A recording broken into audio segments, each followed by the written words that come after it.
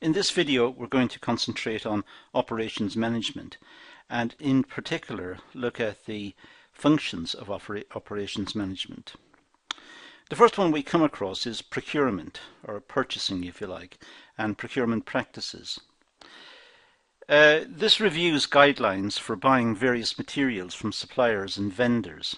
Materials including computers, services of lawyers or solicitors, insurance, all of the services and all of the functions that the business go through or use, these have to be procured. These have to be bought in or contracted for. And this falls to the function of operations. This is the operations of the business. So procurement is the first one. Management control and coordinating function, that's also important. It includes a broad range of activities to ensure that organizational goals are consistently being met in an effective and efficient fashion. So it's important that the business is running smoothly, it's running efficiently.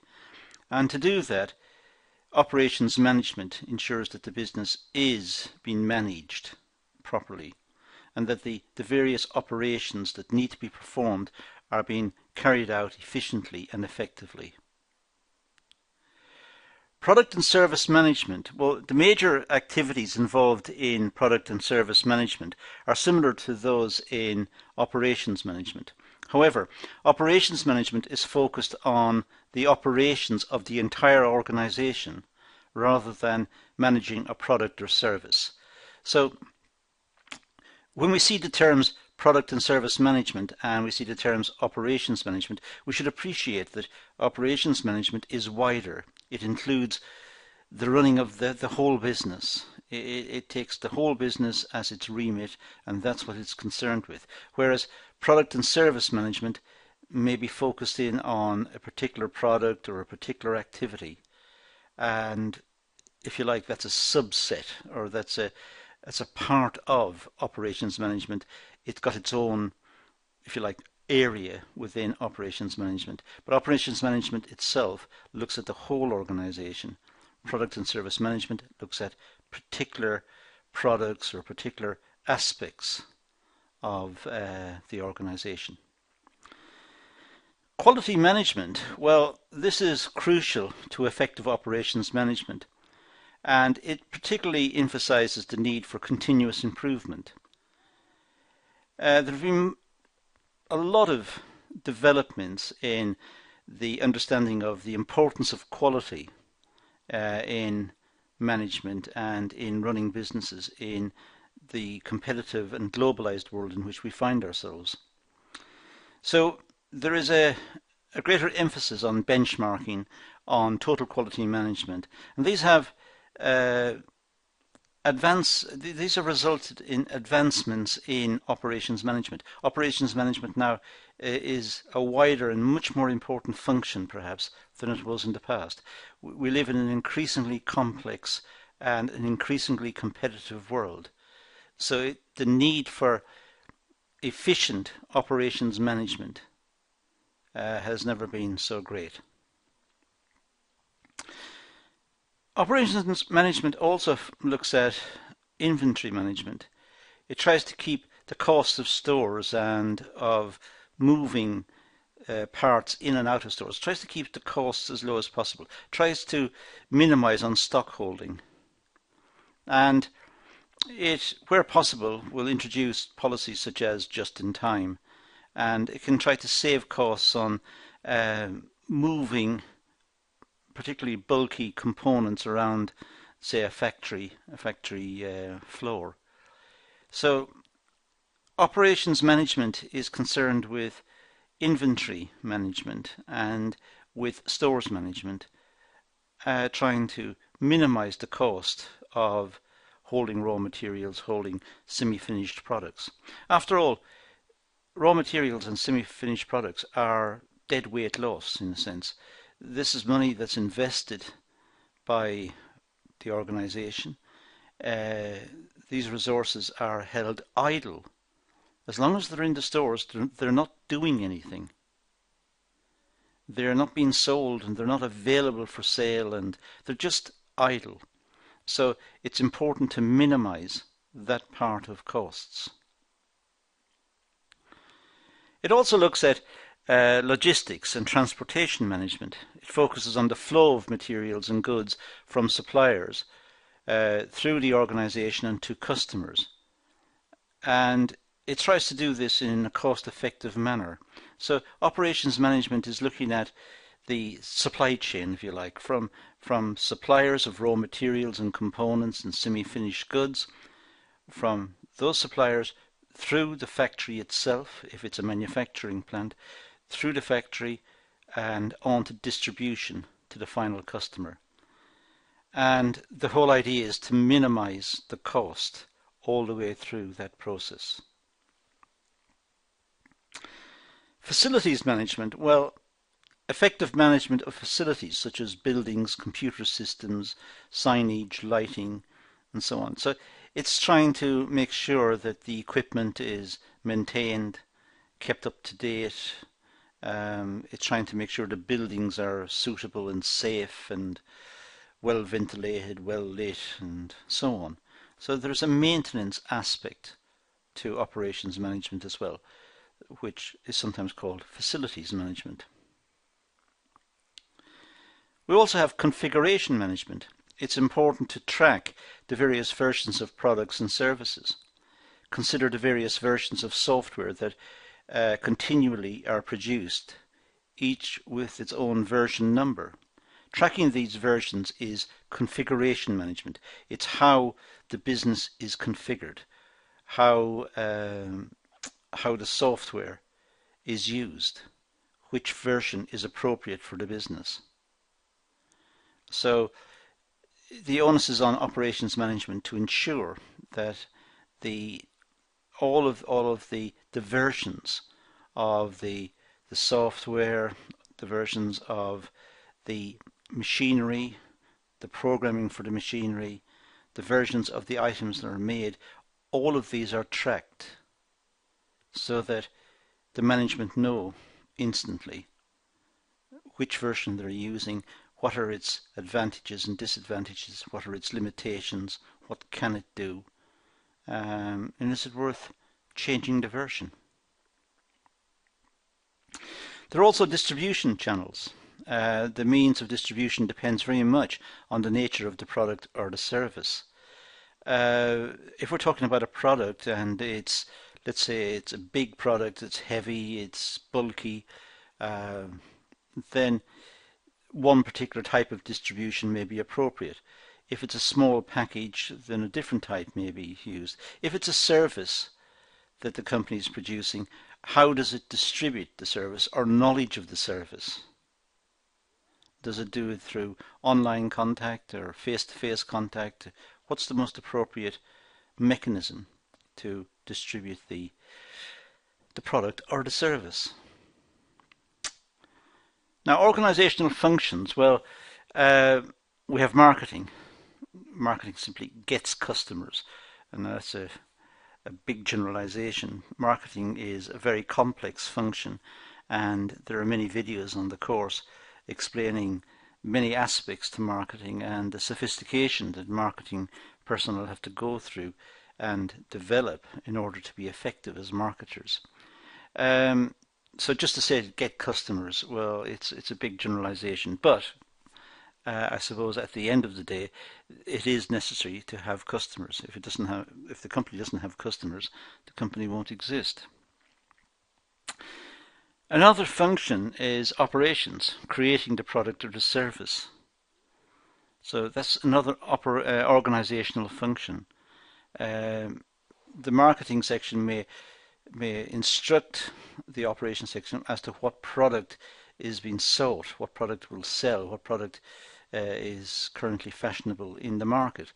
And it's the onus is then on operations to produce that product or a similar product or meet customer requirements. There's also finance and accounting. That's a function of business to make sure that there's good stewardship accounting, which means someone looks after the resources. The resources are safe and they're accountable. That bills are paid in a timely manner, staff are paid, and raw materials, if they're used, and consumables for the office, all of these items are paid for and it's all accounted for. So there is a record showing where the money was spent. The finance people may also, of course, be interested in obtaining funds, borrowing money from the banks, or talking to shareholders and raising extra finance from the shareholders, preparing the documentation for that. So it's quite an involved process. But essentially, one of the key parts is to track monies associated with the business, make sure bills are paid, and that the business builds up a good reputation on the financial front, that it's known as a company that's reliable, pays its bills, it doesn't have to be followed up, and there's no problem for the suppliers in trying to get their money. The company pays its bills on time. Now, the operations management jobs, well, the jobs could be technology and methods, could be looking at how work is conducted, what's the most appropriate way the work is conducted, how is the factory laid out, what's the configuration of production, and where are the stores, and could the stores be more conveniently placed, and what are the routines for managing inventories. And so it's looking at the technology, it's looking at the layout and the methods of production, and it's looking at these critically all the time and looking for suggestions for improvements. It's trying to figure out how to use its facilities most effectively, how to optimize its space. Companies have limited space, they have floor space, office space, and they need to know how to use it most effectively.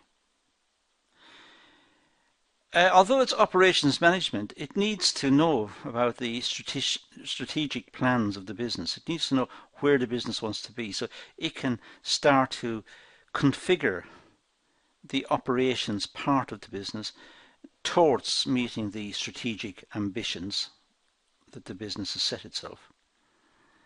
So even though we think of strategy as planning and long run and operations much more day to day, it is the case that operations management must start to integrate thinking about strategic plans, integrate that into their day-to-day planning, so that they're gradually moving the organization pointing towards that strategic requirement, the one that's been set by senior management.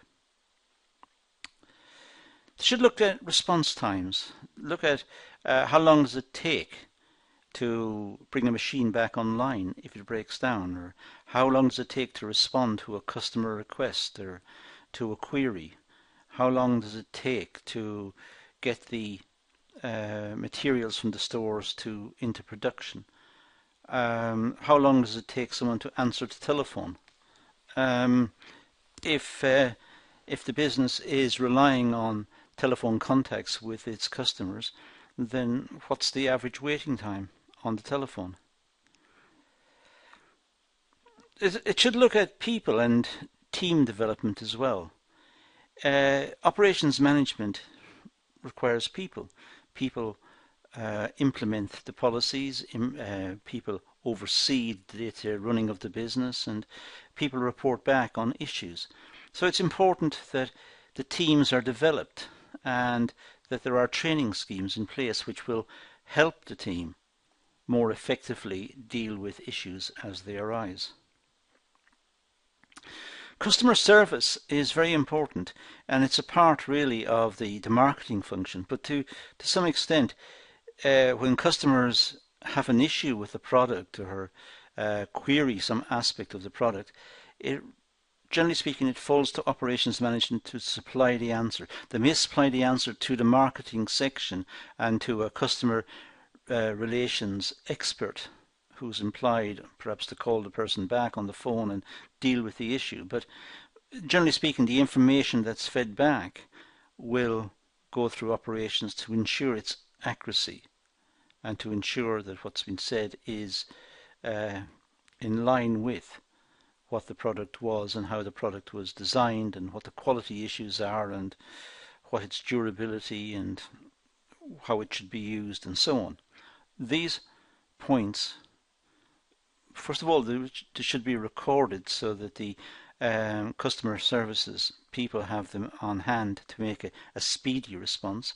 But if they're not, this should be looked at by operations management. And certainly operations management should supply detailed specifications and outlines to customer service personnel so that they're able to pass on accurate information. Quality is always an issue and has become an ever-increasing issue right throughout the 20th century. Quality is now seen as of critical importance. People don't necessarily buy on price alone, they buy on price, quality. They might be buying on price, quality, image, and there may be many other factors which determine the motive to buy. But quality is certainly an issue, and quality needs to be addressed, and it's for operations management to implement quality policies. Quality should permeate the organization. It should run from start to finish. And as the product is processed, as it moves through the organization, quality checks should be implemented to ensure that at every stage there is good quality of the product. And cost reduction, opportunities to cut costs where possible should be examined. They should be critically examined in case they're false economies, but they should be examined, and there should be an increasing and onwards pressure on all parts of the organization to critically scrutinize their departments and their processes to see if costs can be reduced. Inventory reduction is also an issue, trying to keep inventory to a minimum, subject to not having stockouts. A stockout is when the company runs out of raw materials or semi-finished goods and production comes to a halt because there's nothing to produce. There's no raw materials or components. So having said that, it's important to keep stock at a minimum if possible and to control stock because as I said earlier, resources invested in stock held in the store are truly idle resources. These are not earning a rate of return. It's idle money. It's just sitting still in the stores. So keeping that cost to a minimum is important. So inventory reduction and inventory control is very important. And also looking for productivity improvements. Not just labour productivity improvements, but perhaps machinery productivity improvements, capital productivity improvements, looking at how the assets are used and how they're deployed most effectively.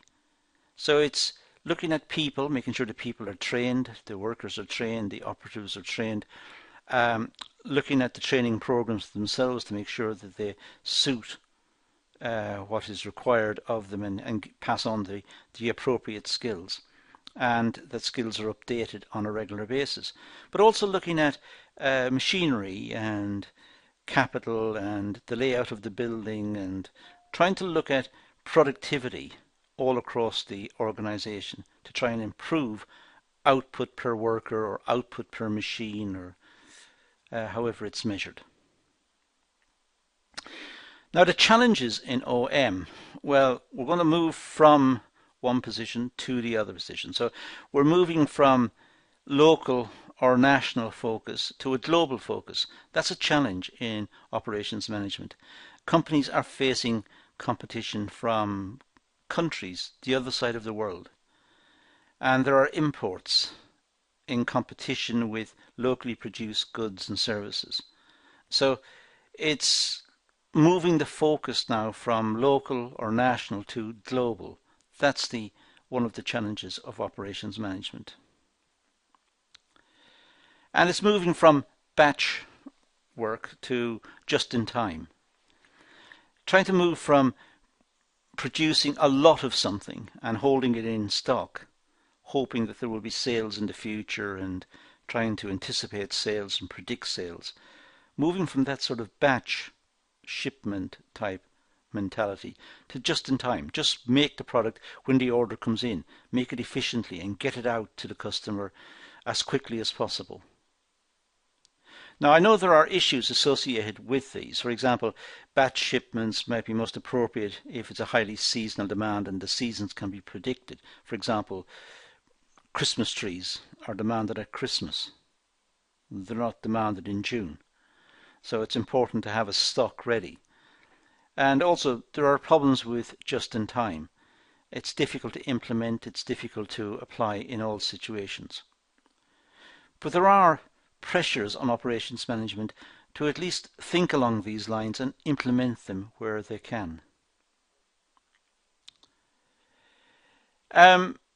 Trying to move from low bid purchasing, trying to move from purchasing at the cheapest price to try and look at supply chain partnering, where the company forms a relationship with another company for the supply of the product, so that there's more reliability in the supply and there's better communications between the two organizations about supplies.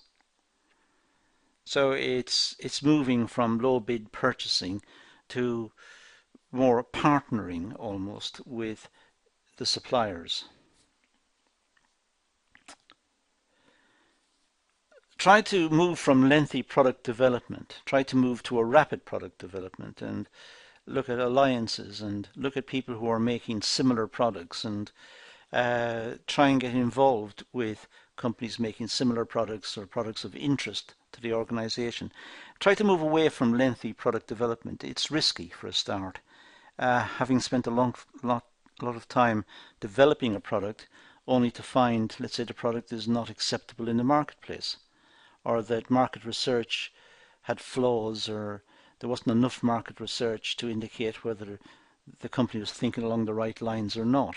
So lengthy product development is risky, it's costly, it's probably far better to try and move to a much more rapid development of a product if possible and configure the research and development and the innovations to be much more rapid and much more responsive to market changes, and even form alliances, as I said, with other companies to bring on products and share the risk. The moving from standard products to mass customization. Customers want unique products. They want different products. They want to be more individuals. So when producing on a large scale, there may be more opportunities to bring in variations of the product. So try to move away from a standard product to one which it's got variations. It's the same product, but it's a different color, different texture, different design perhaps, more functionality, less functionality. There are different versions of it. It's built on the same platform, but it's just more interesting in the marketplace.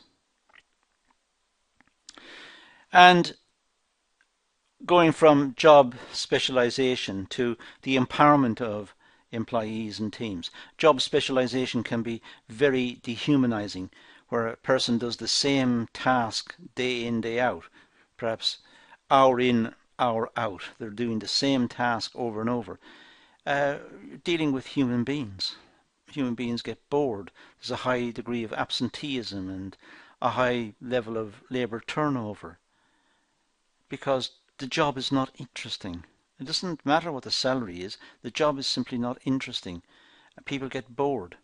So moving towards employee empowerment and job enlargement, job enrichment, these ideas where the worker is working on a bigger project and doing more tasks and has a richer experience and therefore more engaged in work. And perhaps working in teams, because we are also social creatures. We like contact with other people and we like to talk to them. So these are some of the areas that occupy operations management, and these are some of the challenges that also face operations management. And that's all I'm going to deal with in this video, so I'm going to leave it at that now and say thank you for watching.